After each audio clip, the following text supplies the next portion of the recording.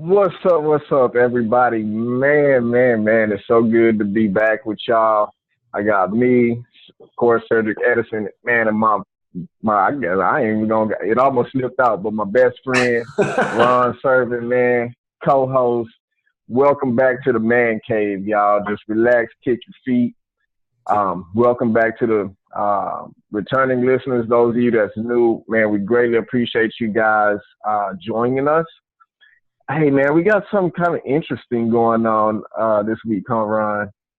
We I do. Yeah. It's kind of a, yeah, kind of a way of really looking into, kind of different areas of our life. And we both listened to and read. I've actually done the audio more so than the reading of it. So Cedric, you can go ahead and kind of share with the audience, kind of what our plan is over the next several months to kind of yeah, dive into this.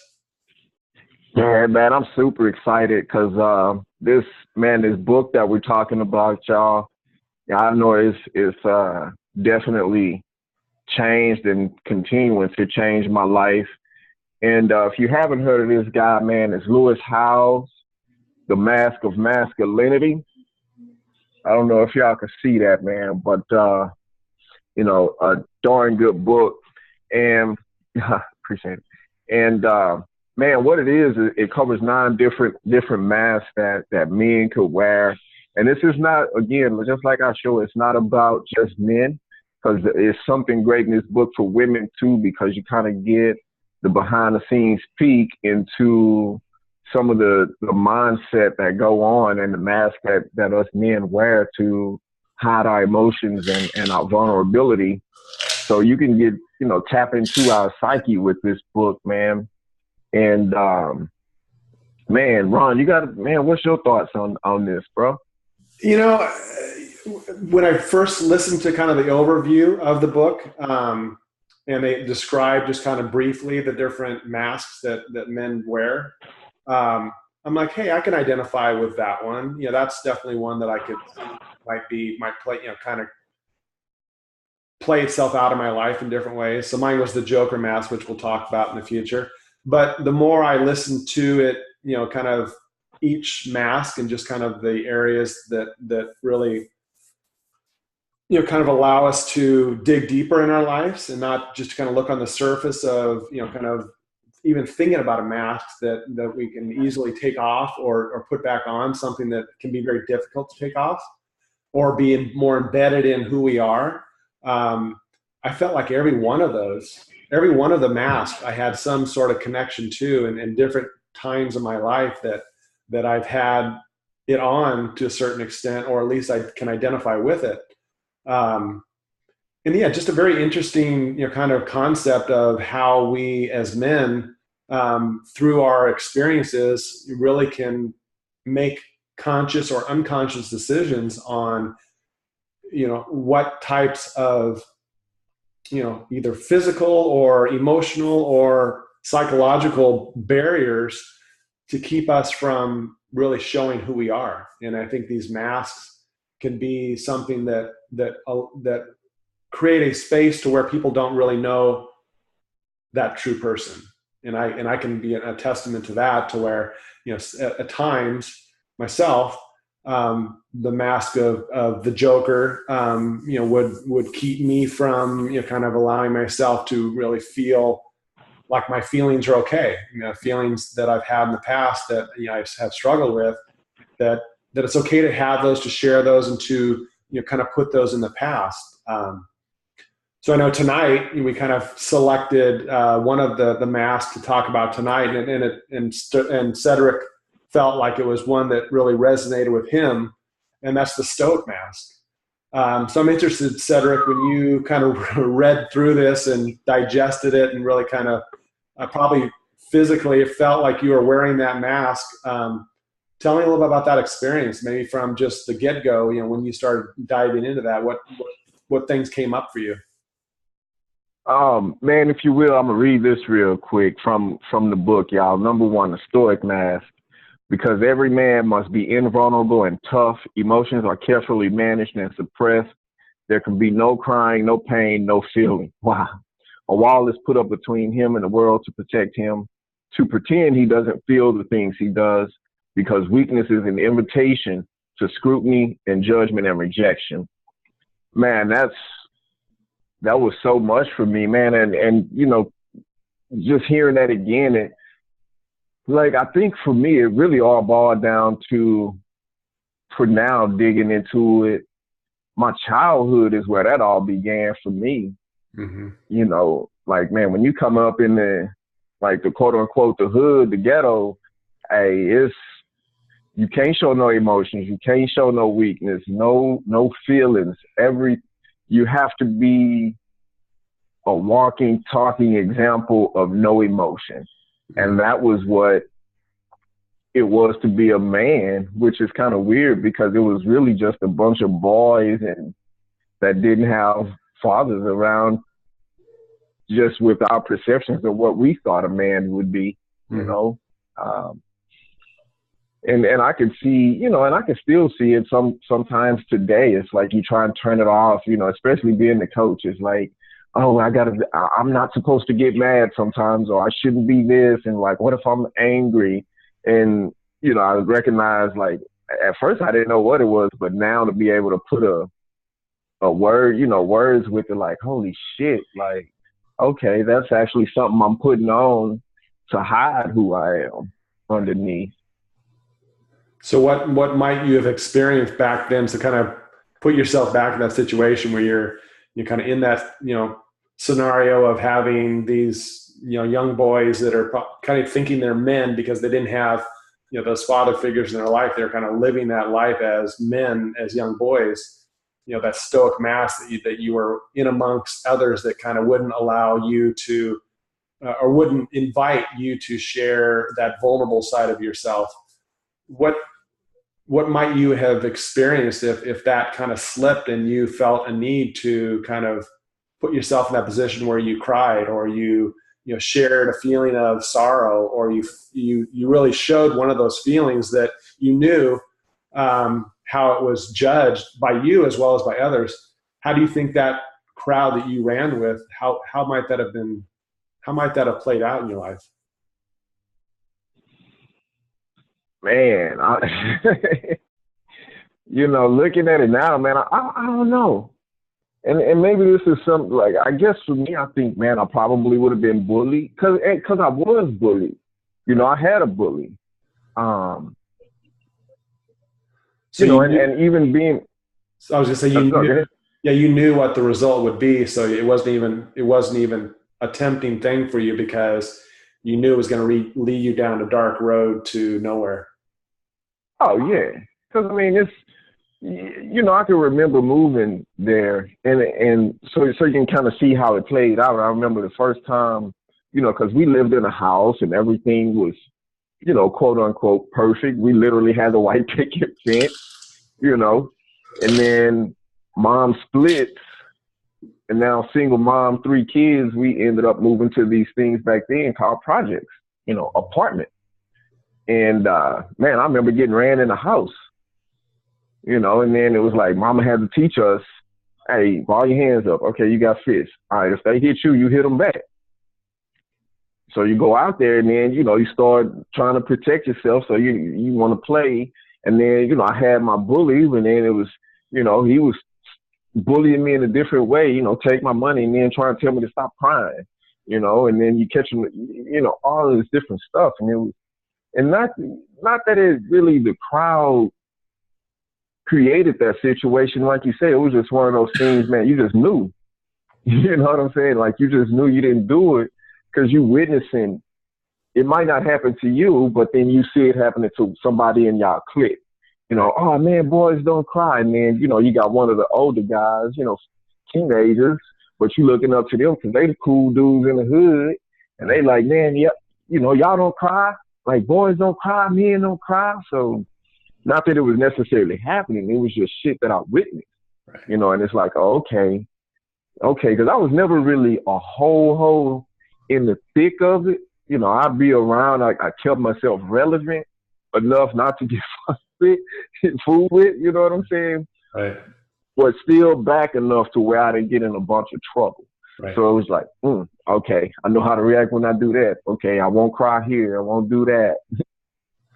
So it sounds like your mom kind of gave you a need to have that mask on as well because of your circumstances and not having that, father figure, not having people in your life, or especially boys in your life, that gave you alternatives. And she, kind of allowed you to wear that, probably to protect you, and not knowing how that might play out later on in your life, and your ability to, tap into your vulnerability and your feelings in general.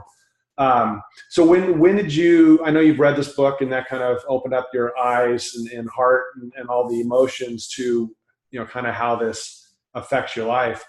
Was there points before this where you felt like, in looking back at now this mask that you now identify more with, was there a point earlier in your life that you felt like you were connecting with that side of you, but didn't really understand that it was something that was more, kind of something you really had to feel a need to identify with and remove? I know obviously you read the book, and you kind of have learned a lot more about what that represents, but was there a period in your life more recently that, because I know, as long as I've known you, you have been more of that, sensitive, caring man that really reaches out to whoever. It's not a matter of, man, woman, black, white, it doesn't really matter from what I've experienced from you. So I'm interested to know, since you hadn't read the book, until recently, what point in the earliest did you start feeling and being connected with more of that emotional side of yourself? Man, recently,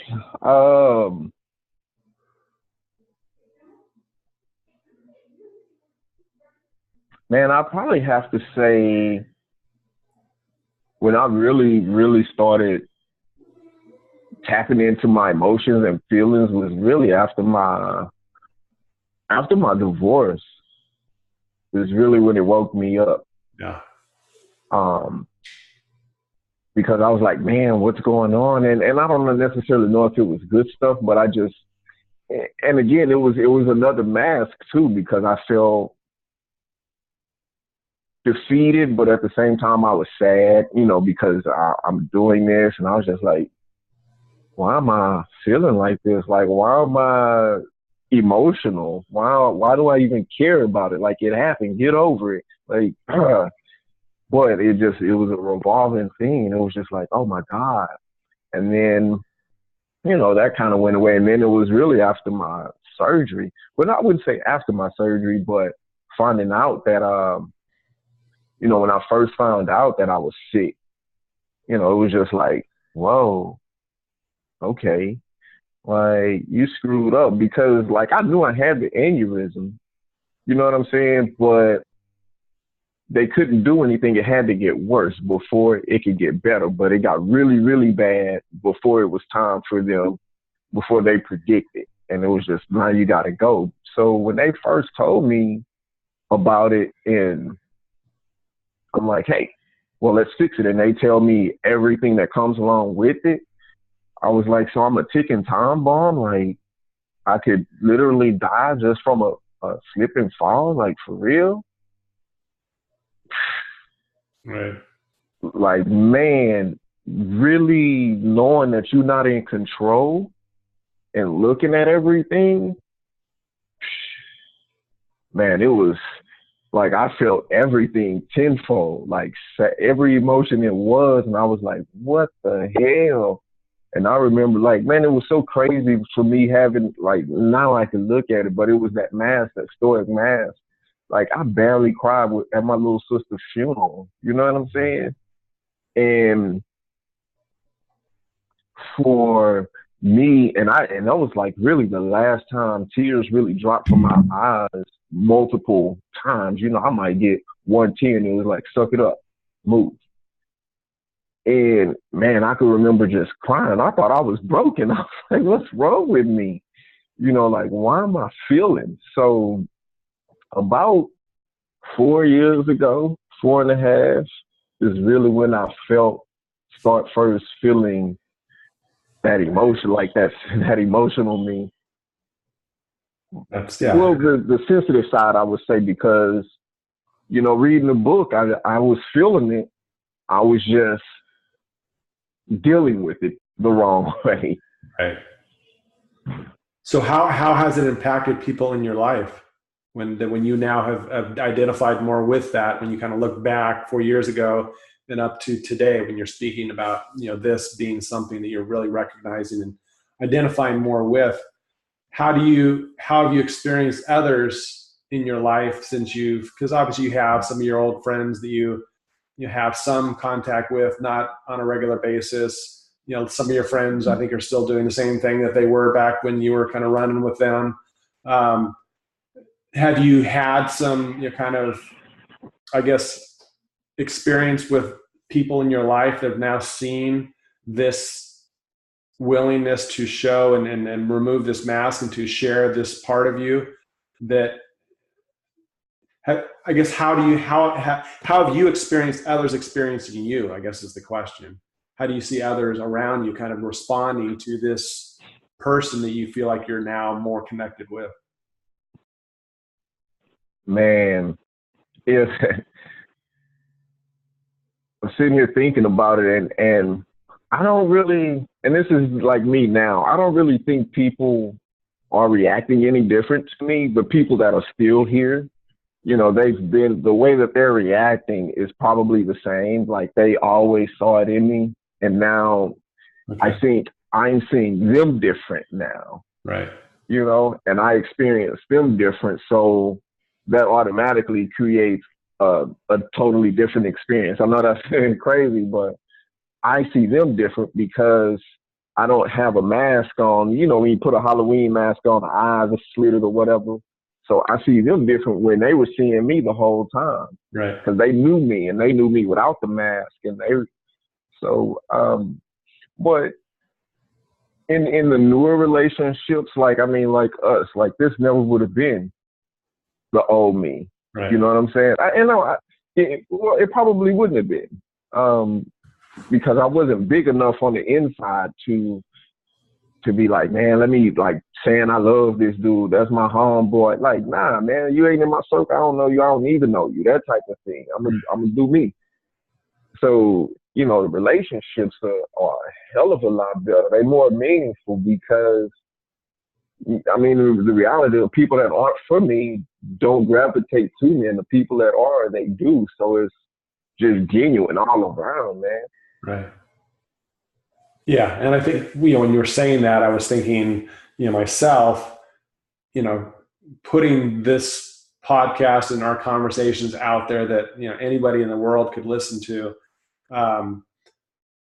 Would I have thought, in my life that I would have this experience? I wouldn't even put myself in that situation where I would share that part of me, with just a good friend, in my life. But to, allow myself to, be okay with whatever or however people respond to me, just being my authentic self and not feeling like I need to keep these feelings, kind of in a box in certain situations and not share them because I'm worried about judgment or, not being the man or not being, some of those stereotypical ways that we're taught, by our fathers and their fathers to how we should act in our, in our lives as men. So I think for me, kind of like you, I never would have thought, that I would be, I guess I would be thinking more, if I was ever to do something like this, it would be more of a comedic thing, more of something's in my wheelhouse, something that I could feel completely comfortable and know that I can do it well and not worry about it, versus I'm not worried about doing this well. I'm just trying to kind of be my authentic self and not feel like I need to be anything other than that real person and not feel like I need to wear a stoic mask and make people see me in a certain way or experience myself in a certain way that allows me to feel like I'm okay, I'm accepted, I fit in, all these things that have at times been struggles in my life. And I think it still comes up from time to time in situations, but I can feel it. I can say, okay, there's that again. I don't have to own that. I can just, kind of identify it, realize that was part of my past, not judge it, not feel like I need to blame others for, things that they may have contributed to how I, kind of made decisions in my life, whether it's my father or, anybody else that was influential in my life. I'm in control of the things that I do, and I'm in control of the masks that I wear. I'm in control of how I respond to others, like you or other, people in my life because I think what we could do is we could say, well, gosh, there's that mask and that person. And, kind of play more of that, like that know-it-all, right? Another mask, like you could come across like, well, I know that, I know who you're being right now. And versus you kind of being more willing to share that authentic self and to allow that person maybe to recognize that they don't need to be stoic, or they don't need to be, use their humor to, to hide their feelings, or they don't need to be, this athletic person that's always winning and kind of using that as their motivation to kind of allow others to experience them. So where's your mask today? Do you, I'm interested, because I know, you're into it, you're reading it, you're practicing it, you're, identifying with it. So as we're sitting here right now, where would you physically identify where your mask is? Man, if I'm gonna be straight up with it, they on my belt clip. Part of your toolbox? Well, I wish it wasn't. Nah, it's just on the belt clip. It's like that old man belt clip. But, because I'll never be able to escape them. Mm-hmm. You know what I'm saying?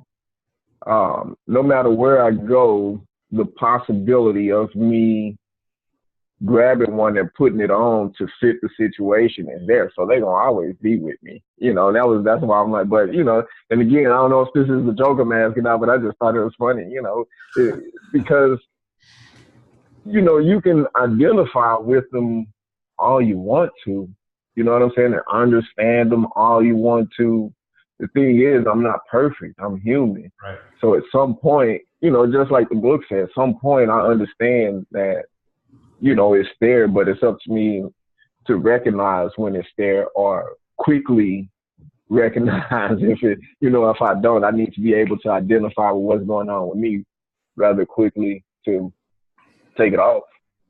But like at the moment, they at bay. I'm probably, I'm on some other masks that will cover, and I don't know if it's necessarily a mask right now. It's just some mindset stuff that's going on. I don't necessarily know which mask, if any, that I have. Right. But they're there. Well, I think it's about, for me, it's, I guess, more about just the awareness that the mask is there. And I think as we live our life in general, it's kind of like how we respond to situations, just in general, we have that opportunity to make a decision, from our heart or from our head or from, good or bad. And, so we can take a few extra seconds and really try to think about, if I make this decision, is it going to harm me, or is it going to harm anybody else? And if so, what are the repercussions? And then, make those more conscious decisions, knowing that, we're in control, or we allow others to respond based on how we put things out there, or we can encourage or I guess stimulate, that type of reaction in others, based on how we say things. So I think it's, for me, I think it's really trying to continue to kind of step back, kind of like the transformational process that we learn in coaching, be willing to kind of step back in situations and say, where's my attention right now in this moment? And then the next question, what is my intention? What do I want to actually happen in this moment? And then what action am I willing to take to, ensure that my intentions are fulfilled? So it's is really where we're focusing our energy and where we're focusing our attention. So, when we look at the masks that we wear, are we walking around with it and unconsciously and just not even realizing it? Or are we in situations where everything's good and then we've got, like that tool belt or that clip on our side, and we don't take that time to make that conscious decision on, well, I know I can put it on and I know what the result's going to be. If I do something different, obviously I'm going to get a different result. And is that result going to be more nourishing than the decision to, do what I typically do? And that's a tough one, right? Because we've done things, or we've had these habits, even as coaches, we are masters, or where we try to be masters of change in people's lives. And yet at times we find ourselves in situations where, we have habits that we have to be obviously aware of as well. And, our willingness to, identify with that. And I think just the fact that, like you said, just to identify with these masks and not feel like we're able to just completely throw them away or feel like they're not going to come into our life from time to time would be, a fallacy. I don't think that's going to happen for anybody. But I think it's more about just that awareness, where is it right now in my life? Is it in the closet because I haven't had to deal with it for a while? Or is it right in my hand, knowing that I can put it on any time? Or kind of where it is in my life, today. Excuse me. So have you shared your these different areas of your life with others in your, like with Kanisha or with anybody else in your life that you've been able to kind of share some of these, I guess, newfound ways that we don't allow ourselves to be this authentic man that we are today? Yeah. And like right now is my circle has actually gotten quite small. So but it's the beginning, this is all fairly new. So yeah, Kanisha, yeah. Like, man, that's like, I can't even understand how that all works, because like she's supportive as hell, you know what I'm saying? And I'm able to, I don't know, I just did one day, just told her like how I was feeling, and it was like, just, okay, like I take you for who you are, and okay, well, let's do this. And it was just support, so yeah, she definitely and still, that Stoic Mask will come in, although I don't want to tell her my deepest, darkest, because I feel like, fuck, I'm the man. But yeah, my family knows, and they, and I take it in stride. Some of them think I'm a weirdo now, or like some tree hugger, because they're like, like for real, because I choose to be peaceful and I choose to be happy. Right. And honestly, they don't understand fully, that they can make those same decisions and feel the same thing, but it's just weird to them. Right. And the others are like, damn, like, I wish you would have known this years ago. Like, where was this dude years ago? Right. I was worried and praying while you was in jail. That's so yeah, I mean, people know, and now is, I guess, the people I experience now, they don't even know the old me, just strangers in passing or whatever, or new contacts or whatever. I mean, they will from my story, but they get to experience the new me, right? So are there still times where you really have, it's almost still a default where in certain situations in your life where it's, because I know with me, I mean, and I'll speak about that when we probably talk more about the Joker mask. Are there times now today in your life where that ability to not put that mask on is a challenge for you, whether it's in the workplace or in your life, to where it's just still a little bit too raw to let this version of yourself kind of be exposed? Oh, hell yeah. I mean, it's always a work in progress, some situations easier than other ones, like sometimes I'm at work and it's all right, cool. I'm in that mode. But it's usually, man, sometimes it's like almost that subconscious thing Um, I guess I can't really think like right now in the moment of a time where it was necessarily, well, so like in my business, I guess it would be um, a little bit, but it's usually harder for me to take the mask off sometimes Right. in certain situations. Um, once I done got angered, cause I like, and they all playing together. Cause like once I done got to put that aggressive mask on, now I don't want to take the stoic mask off and show my feelings, that type of deal. Right. But here just recently, wanting to just be real. Like if I was to be real, wow, I'm about to do it now. And this is hard, just saying, like, I know what to do, but I'm not doing all the work I know I could do with my business or with my life. I mean, that's hard as hell to look at because it's like, okay, get to work. But then, so. But that honesty, you put out there really allows you to, take that step back and look at your life. And I think that's huge. I think too many people, find something to keep them from experiencing what you just, experienced, to share that and to, kind of release your willingness to wear nothing, just to have no makeup on, no, just to kind of show that the inner part of you. Cause, I think we still, even this day and age, put so much emphasis on these external things, these ego driven things in our life versus how just the idea of an artificial invisible mask that we could wear in our life and how that can keep our inner part of who we are from fully expressing itself.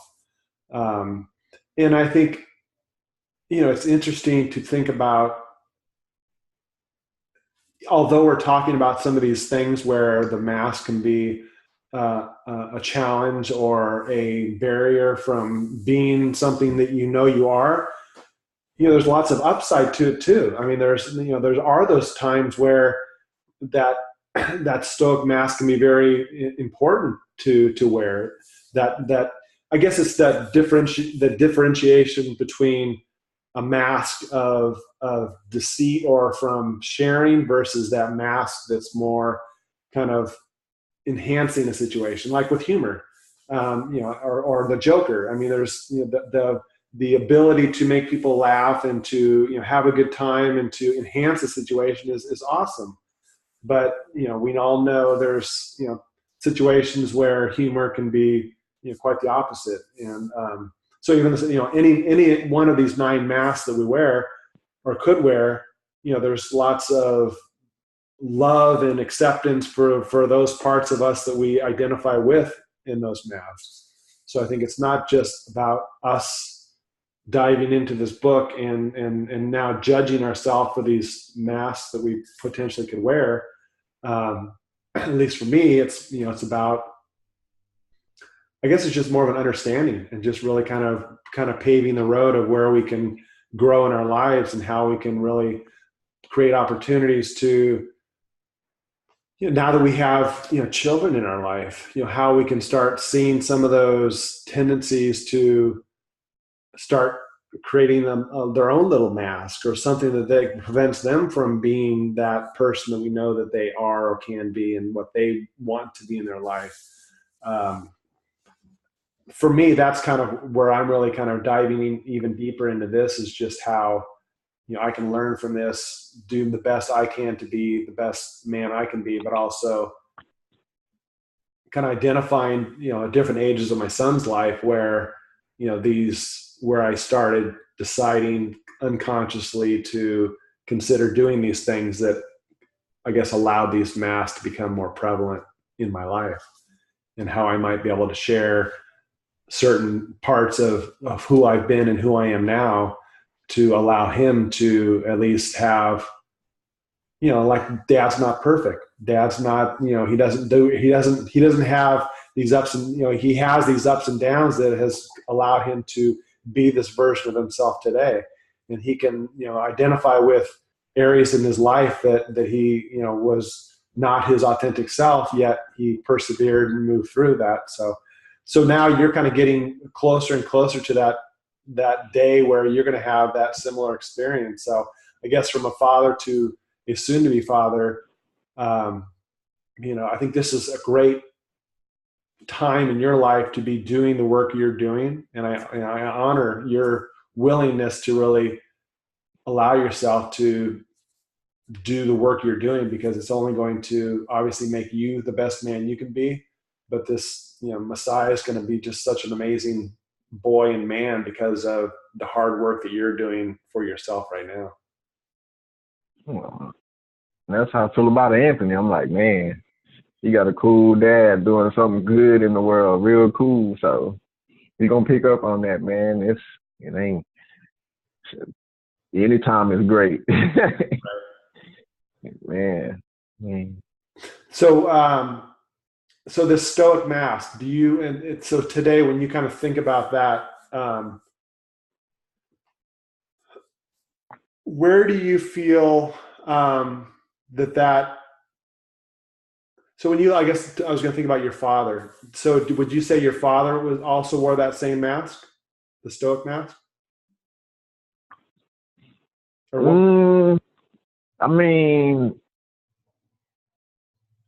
I used to, like, when I was growing up, I used to think that a little bit, but I mean, most of my stuff I could see it was more of the aggressive mask.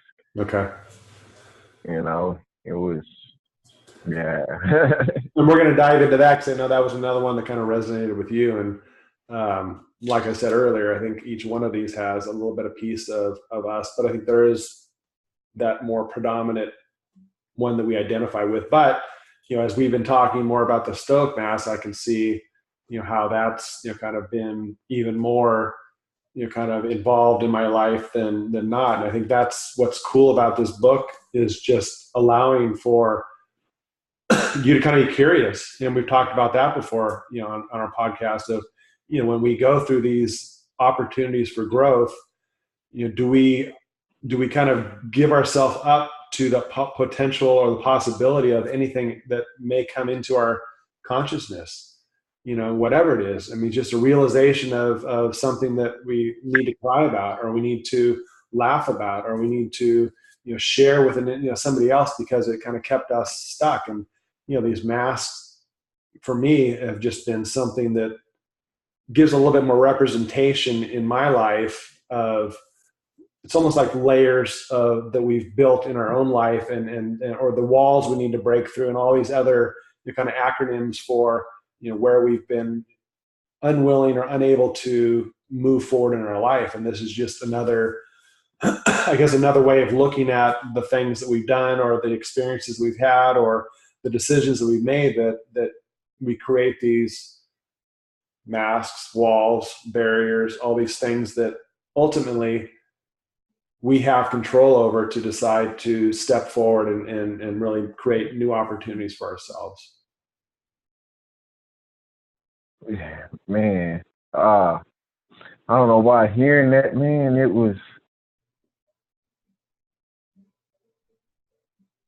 made me think. I don't know why it just kept going in my head. Your mom, your mom, your mom, your mom, your mom. I don't know why. Well, I do know why. Like, that's where because I was just thinking, I didn't answer your question. I got it from my mama. She was very stoic. Yeah. I was going to bring that up. I was going to mention that, but I'm glad you kind of identify with that, because I think that's when you kind of had described her from time to time, and just her, kind of preparing you for, how to hold your hands and defend yourself. And it's what you had to do, right? I mean, I think I'm sure she would have much rather, and I'm sure she did, but spend all of her time showing you how to love yourself and love others, and to be, that man that she, knows and can see. But, given the scenario and given the environment, you had to defend yourself, right? She had to kind of create the opportunity for you to be able to fit into, unfortunately, wear a little bit of a disguise to not, show that full person, because you didn't know from one day to the next what might be that situation that might, create some harm for you or harm for others, or, it's a tough place to be in.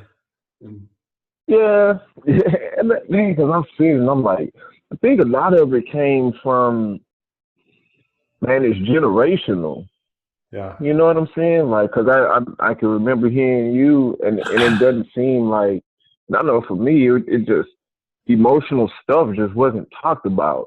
It Mm. was trying to chase the American dream, and a part of that was, you're a boy, you're gonna grow up to be a man, you need to be strong, go to work, and I mean, I can still give my mama props though, because she was like the epitome of a strong black woman, and because I mean, man, we damn near raised ourselves. She was there, and I knew she loved us, but hell, she was working 2, 3 jobs. Mm-hmm. You know what I'm saying? And it was, whenever the time around was, okay, you can't come crying in because a little cut. Like, she didn't have time for that. It was, Right. Yeah, it's crazy how all that worked. But that's why I'm so thankful, man. They got books like this, and we came across what we did, because I be damn, like, it's some stuff, and that's something I be worried about too, because I feel like some of the shit I went through made me, I mean, everything I went through made me tough. And I feel like it's some wisdom and just life stuff you need to know just to be able to, like, you need to know how to be strong, Right. and I don't want to raise him to, not know how to get out there and bust his ass at work and know what it's going to feel, and it's like, man, how passive do I be? Like, I don't want him to, because I understand there's bullies out there, and do I teach him just to, tap into your emotions and care about your fellow human, or nah, hell nah, ball you feel something, knock the hell out of one. You know what I'm saying? Like, Right. see, and that's where that's the tie, that's the tab between it. You know what I'm Right. saying? Because I know a part of that kick their ass come from my upbringing, but at the same time, I know he kind of need that because the world's not perfect. You know what I'm saying? Right. So, yeah, it's Good crazy. stuff. Well, as we mentioned, this is one of 9 masks that we will be talking about from time to time. Next week, we've actually got a guest coach coming in, so we're excited about that. Just really, again, we were off last week, had just kind of a break, and back this week. And no pink eye. Cedric got a pink eye. We are going to continue just to kind of be creative in what we're putting out there. So we don't know when the next time we'll be together in each other's presence, which is probably the best podcast we felt we had, just because it was just awesome just to be in that space together. Yeah. Anybody out there, I know we've got, the guy that's coming on next week, kind of reached out to us and has been following us and really wanted to participate. So that invitation continues. Men, women, doesn't matter. Coach, not a coach. Anybody that's listening out there that, kind of a secret listener, and we don't know you're actually a person listening, and you're interested in coming in anonymously and being part of a conversation. And we'll have a conversation about what you'd like to talk about. If you want to pick our brain and ask us questions, or participate in just kind of a round table discussion on a topic, let us know. I mean, we'd love to do that, and we really want to continue to do the best thing for the listeners. And we get enough out of it already. We love doing what we're doing, and we've always said that if we had 2 listeners, him and Cedric and I, we'd be cool with that. But if there's something that would help you in your life, or something that might resonate with you, or somebody else that you might benefit from that, just send us a comment. We'd love to hear from you. So much love for all of you for being there for us and to kind of give us the support you have. And I will say my good nights and namaste to you. Man, I love y'all. Appreciate you guys for joining. Some good stuff in the pipes coming. Man, hey, remember, do you. I love y'all. And namaste.